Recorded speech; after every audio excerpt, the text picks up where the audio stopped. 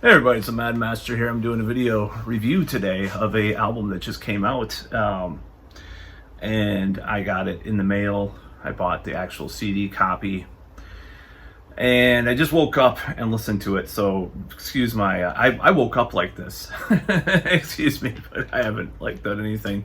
So I'm just waking up and I listened to Blind Guardian. That's the first thing I did. Didn't even do my affirmations or my 15 minutes fulfillment or visualization or anything like that yet. So it's Labor Day. Happy Labor Day.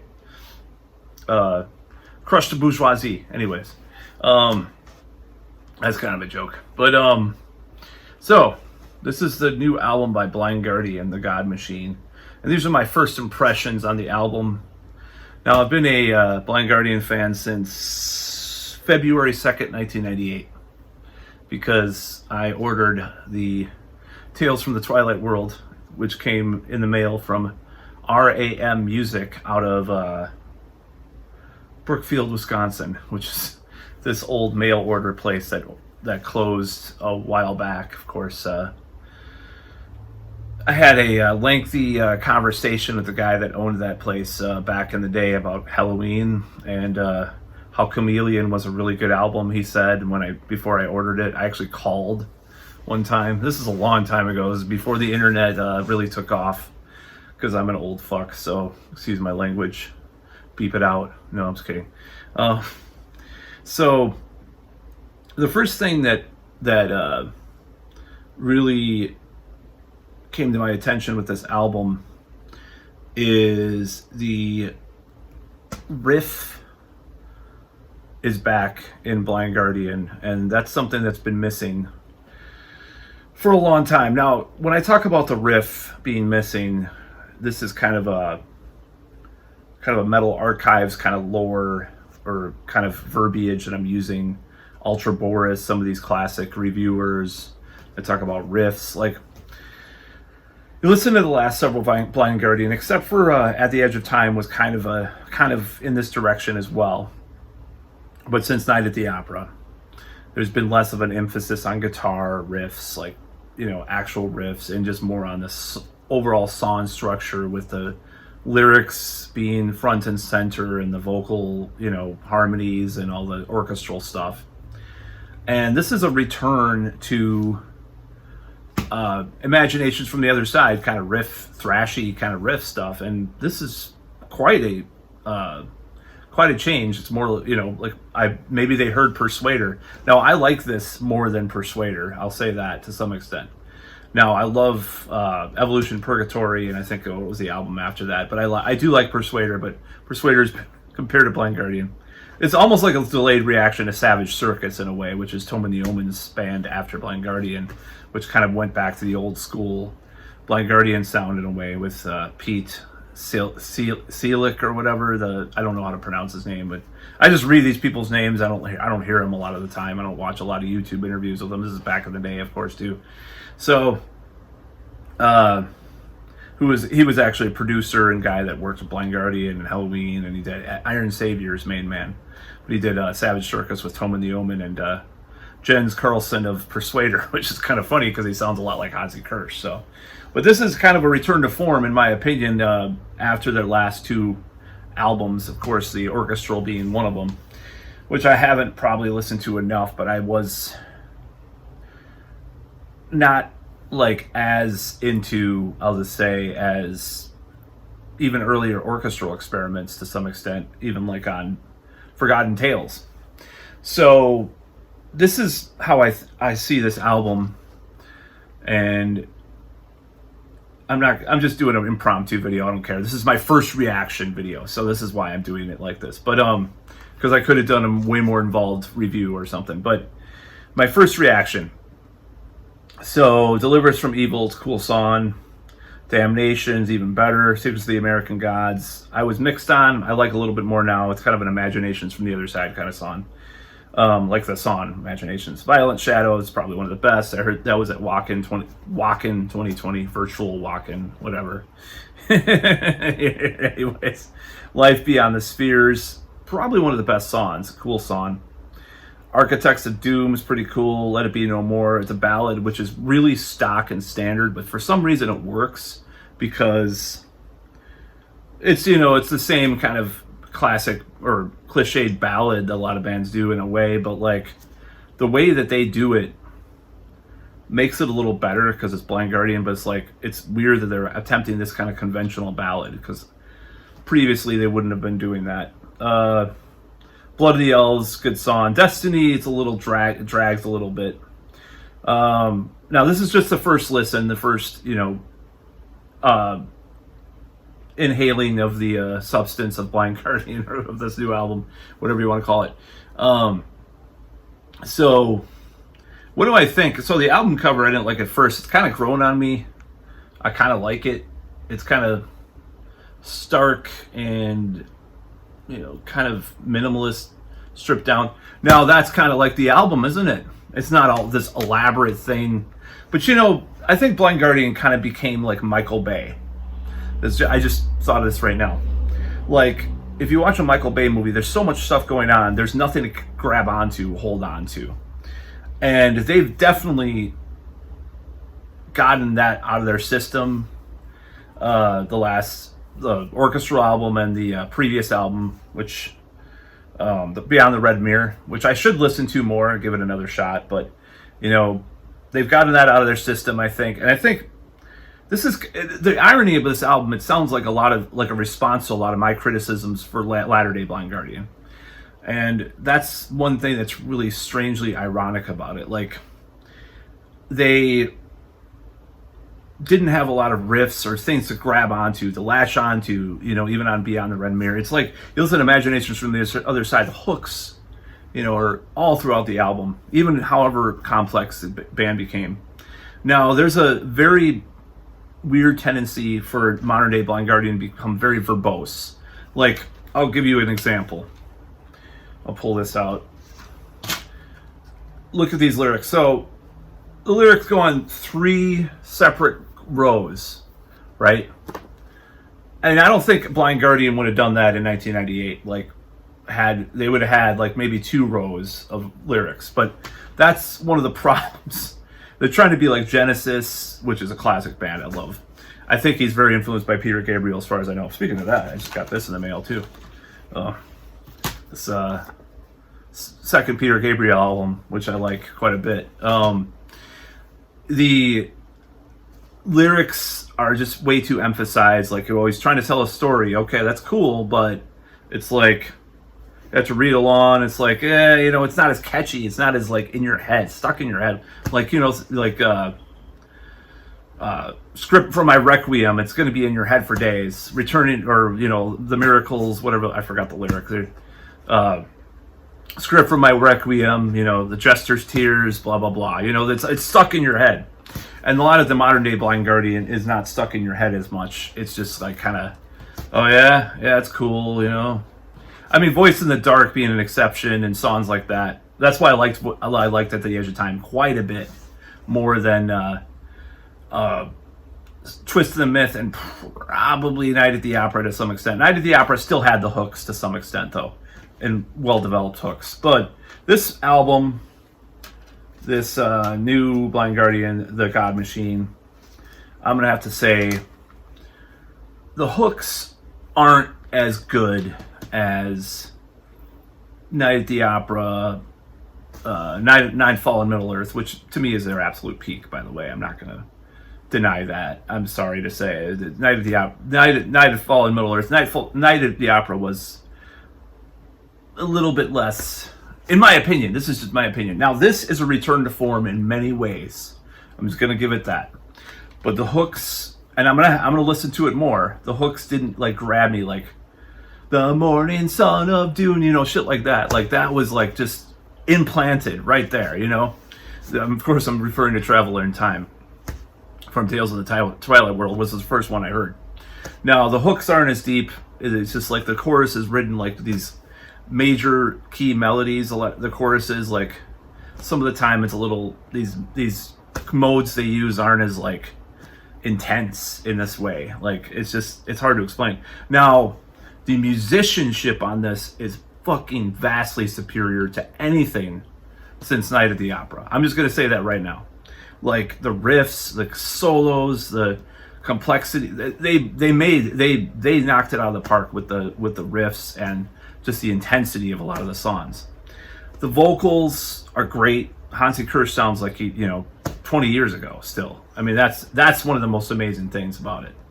Amazing vocals. Now, like I said, the hooks aren't as intense as they used to be as far as the choruses and stuff, just to me, Now, there are some songs that have potential to kind of get in your head, and I think as I listen to it more, I'm going to listen to it a second time.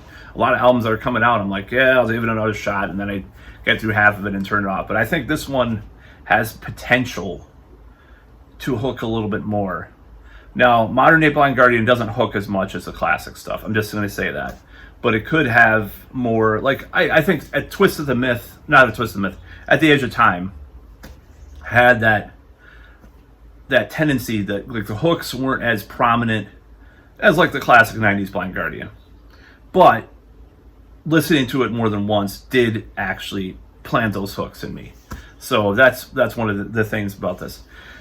So another thing, so I'm going to give it more criticisms. I'm going to go into that. I don't like Charlie Bauerfeind as a producer as much as Fleming Rasmussen or the other.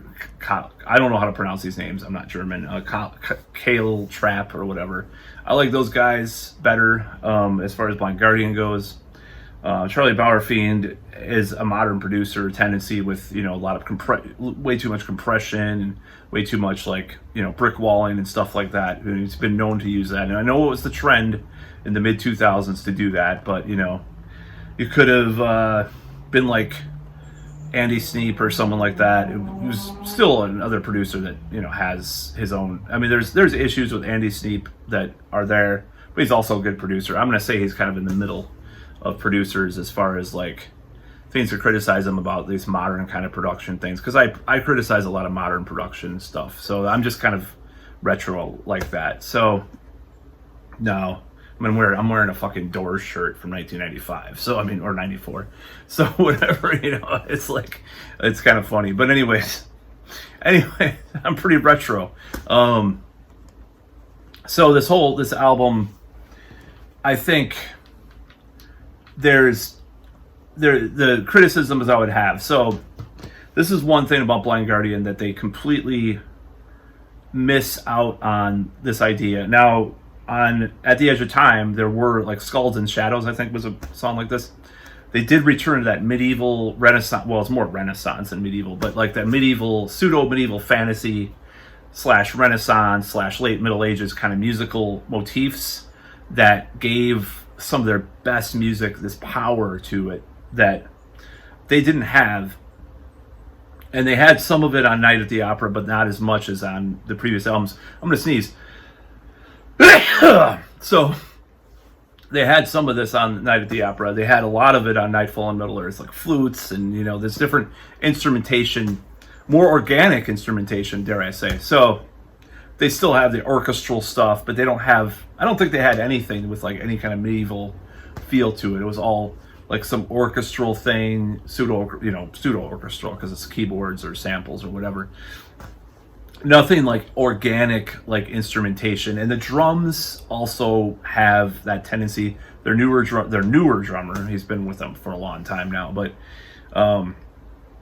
their newer drummer, not Toman the Omen Stauk, who's the classic Blind Guardian drummer, who left, and he was in Savage Circus, as I said before.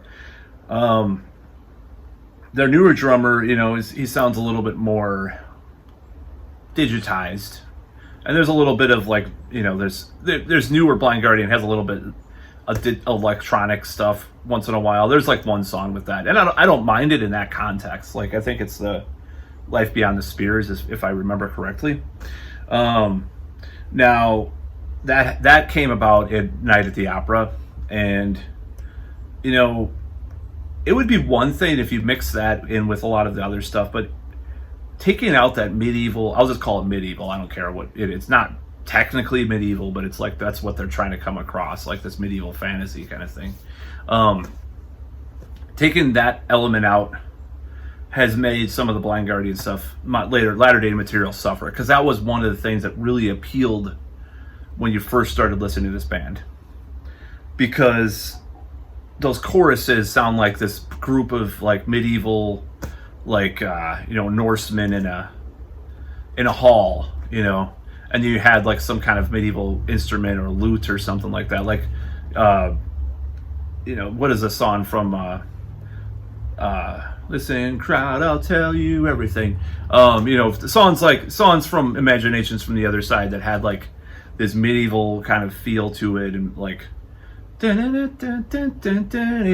had these like these little things, and they don't have that as much with Latter Day Blind Guardian, and that's something that's really missed by me. Like you had Ensiferum and like bands like that kind of took that mantle up, or some of these more modern bands that have like this medieval folk kind of things mixed with metal, but you don't have that with Blind Guardian, who were one of the originators of that sound, of that having that sound intertwined with metal.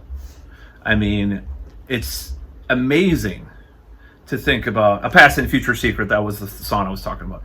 It's like, I just woke up and listened to Blind Guardian, so that's what I did today. So that's why I'm kind of I'm still trying to wake up here. But I listened to the whole damn thing, just like sitting here the last hour or whatever. So you had these songs like Past and Future Secret, or the Bard song that had this like medieval thing, and that's missing from a lot of Blind Guardian now. Like you don't have that. Now they make up for it in other ways on this album, because there's so many good riffs, so many good melodies, so many good parts that they distinctly get in your head. Now, like I said, the choruses, there's still this dramatic element that I don't hear in Modern Blind Guardian. I'm gonna listen to it more. Maybe it's just that the hooks have to get in my head more, but there is, I'm gonna say he's like phoning it in or anything like that, because Hansi Kirsch is one of the best vocalists in the world.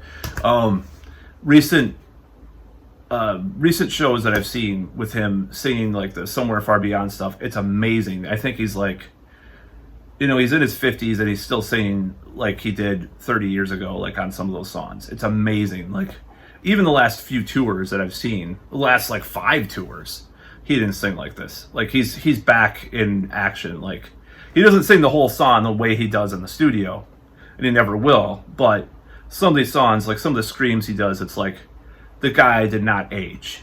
I mean, he sounds better than many people around his age do now. It's amazing. And I think that's probably because Blind Guardian are a bunch of nerds, for the most part, that but they live a clean lifestyle. They don't just eat sugar all the time, when they're playing role-playing games or something like that. They don't just like, they don't do that. So I think they're very healthy guys. It seems like, they read a lot of books, and, they base it all on that, and their games and video games and shit like that. But they seem like healthy guys. They seem like they take care of themselves, like compared to other rockers, for example, like just, they're not into drugs and alcohol, and, I think that, I don't know about their groupie situation or anything like that. Like a bunch of role-playing nerd girls come backstage and have them sign their glasses or something. I was making a joke, or pocket protectors or whatever. It's just a joke. Anyways, so overall, I'd say maybe 4 out of 5, maybe 3.5 out of 5 so far. Now, the last two probably 2.5 or 3 out of 5, because there was something missing from it. And the riff, it's a halfway step to classic Blind Guardian, halfway step back. The riffs are so damn heavy. You can actually, I don't know if it was Andre Olbrich or Marcus Sepen who's using the 7-string now on a lot of the albums. Maybe they both are, but there's the first time you can actually hear the heaviness of the 7-string is on this album. I know he used it on Beyond the Red Mirror, but it's just like you can hear the heaviness, you can hear the riffs. There's actual riffs, and this is like a metal archives trope sort of thing. The band doesn't have riffs. Like what they mean is like like Dragon Force, where the riffs like that's a riff. Like that's not a riff, really. That's not a riff. You know what I mean? That's what they mean by that. That's like the classic, like metal elitist, metal archives kind of person. Like this band missing riffs. It's a half riff. It's they call groove metal half thrash. There's these little different cultural tropes that are very common on Metal Archives, and they would probably say like the Latter Day Blind Guardian doesn't have riffs, but this has riffs galore. It's not Dark Angels. What's that album called? They listed the number of riffs on the album or whatever on the sticker or whatever, but like it has a lot of riffs. It's really good. Now it's not great in the same way as Somewhere Far Beyond or Imaginations from the Other Side or Nightfall on Middle Earth or hell, even Follow the Blind. You know, it's not in that classic way, but it's really a lot closer than the last two officially named Blind Guardian albums. Now, At the Edge of Time, I really liked. I thought it was return to form in many ways, and this is actually a return to form in many ways. Now, I'm going really long with this one, but you know, it's been one of my favorite bands for many years, so I don't care. Now, I would improve things. I would, if I had things to improve, it'd be some of the choruses, some of the intensity. It's just taking the verbose nature of Hansi Kirsch's lyrical, explorations of these fantasy subjects, and just cutting them down a little bit. It's like, it's like you don't have to write the whole novel out in the lyrics. I mean, look at songs like Damn for All Time. He stuffed a bunch of lyrics in one part, but it's not three column. If you read the booklet, it's not 3 columns of lyrics. It might be 1.5 or 2, and I think that would do a lot for the actual vocal melodies and make them catchier. This is my opinion. That's what I figured out what's going on. I figured out what's going on with Blind Guardian and why they're not as immediately catchy as they were. It's like he tries to put the whole novel in the lyrics, very verbose, and it's cool, but it's like, and Beyond the Red Mirrors, that's the worst one for that tendency, because he was trying to write a book or something with the song, with the album or whatever. It's like, whew, it's a little tough, but overall I do like it, and I think so far it's the best album I've heard this year as far as like old bands releasing new material. Like it's hard to say, but I'd say like the new Heat album I was disappointed with to some extent. I just thought some of the songs were like, they're kind of half finished. I'm just being totally honest, and not trying to be some kind of critical asshole. The New Horizon album with Garrett Gronwall was decent, but this is definitely better just because it just kicks so much ass, like with the riffs and the heaviness. Like I'm just like, I want to listen to it just for that. And that's not usually what I put on Blind Guardian for, but like back in the day, what you did is you listen to Blind Guardian because of the vocals. The vocals were so unique and intense with the thrashing riffs. And they've achieved that again. Now, like I said, there's criticisms to be made, but there is definitely a return to form. It is a return to form. Now, time will tell if it equals At the Edge of Time, because At the Edge of Time I really liked at the time. I thought it was a return to form. Twisted the Myth was almost like this weird refined, like it was almost like the Black Album of Blind Guardian, but not as good. Like it just, and some of the tendencies of Latter Day Blind Guardian were pretty present by then. Night at the Opera was the first step down, in my opinion. Like the first 6 albums, even the first 2, I don't care what people say about it. I love that classic material. I love Battalions of Fear. I love Follow the Blind. I love Somewhere Far Beyond, Imaginations from the Other Side, and is that 5 albums? Battalions of Fear, Follow the Blind, Imaginations from the Other Side. Oh, Somewhere Far. No. Battalions of Fear, Battalions of Fear, Follow the Blind, Tales from the Twilight World, Somewhere Far Beyond, Imaginations from the Other Side, Nightfall on Middle Earth. First 6 classic albums. Now, Night at the Opera was like, some of the tendencies of them to overdo it, what they say, overdo it. And I don't think they're overdoing it necessarily. Just the way they overdo it is what I mean. Like plenty of Nightfall on Middle Earth was overdoing it with all the all the double track, the triple. I think one song they used 64 vocal tracks or some shit. I read at the time. It's like they overdid it, but they did it well. And when they started to just like focus on that element and not try to write the song for the song and then add the shit onto, it's kind of like some of these black metal bands that miss the point of like Emperor and some of the early symphonic ones. It's like when you write a song, the song should stand on its own without all that extra shit.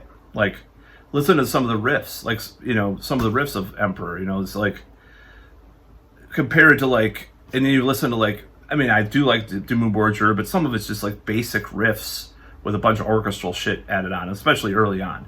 Or Cradle of Filth, something like that. Like, the riffs don't stand out as much. Like, they don't stand out in the same way.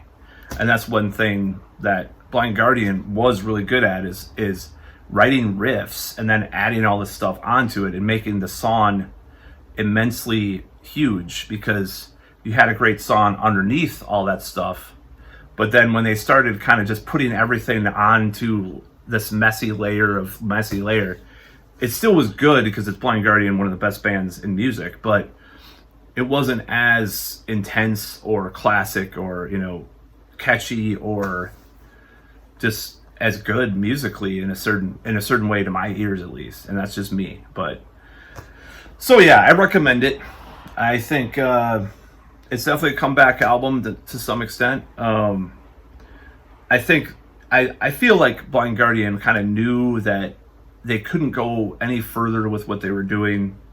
Like I said, the medieval thing is missing a lot of the time with modern day Blind Guardian, barring some of At the Edge of Time. And I remember reading interviews with Hansi Kirschis. I was listening to like Lorena McKennitt and stuff like that, like Dead Can Dance, like stuff like that. I think he said Dead Can Dance, if I can remember correctly. I know Lorena McKennitt, he said Celtic kind of stuff, like different kinds of things like that, and I listen to some of that kind of stuff too, and I really like it. There's this one band, there's these bands that do these different types of bands that do that. What is it? Dufay Collective, that's the name. There's bands that do this kind of thing that I love. This old school, like instrumentation, not old school, ancient instrumentation, not old school. And they bring like this like late Middle Ages, early Renaissance kind of music to life, and it sounds fucking awesome. And Blind Guardian used to have some of those elements that they added to it instead of all this orchestration, which sounds way more fake than, the flutes on Nightfall in Middle Earth, or, the Gregorian chants that he was, or sort of Gregorian chant kind of stuff with some of the stuff, some of the vocal stuff he did, more Queen kind of piano kind of vocal things. That was the core of Blind Guardian. Now they had electronic stuff too. They had synthesizers and stuff too, like on some of the songs, a little bit of drum machine, even a little bit of triggered kind of stuff. But they also had this organic element. It was so cool how they mixed the two together, more electric stuff and that. And once they just took that out, I don't know why they took it out. I don't know what the thought process was. Even on Beyond the Red Mirror. Now, yeah, like I said, like on a little bit of At the Edge of Time, they have it. On Night at the Opera, they don't have it as much. I think there might be one or maybe a little bit of it, but it was more orchestral. And then they have an actual orchestra on the last two albums, which with mixed results. I'll just say that, but the simplicity of having those other instruments mixed in with the classic Blind Guardian elements cannot be underestimated. Listen to Past and Future Secret, and listen to like the ballads on Nightfall and Middle Earth, or the interludes. You had acoustic guitar, the melodies, and they had that kind of thing. But anyways, I'm blabbing the hell out of this video, and I'm gonna go. That's about all. Peace out.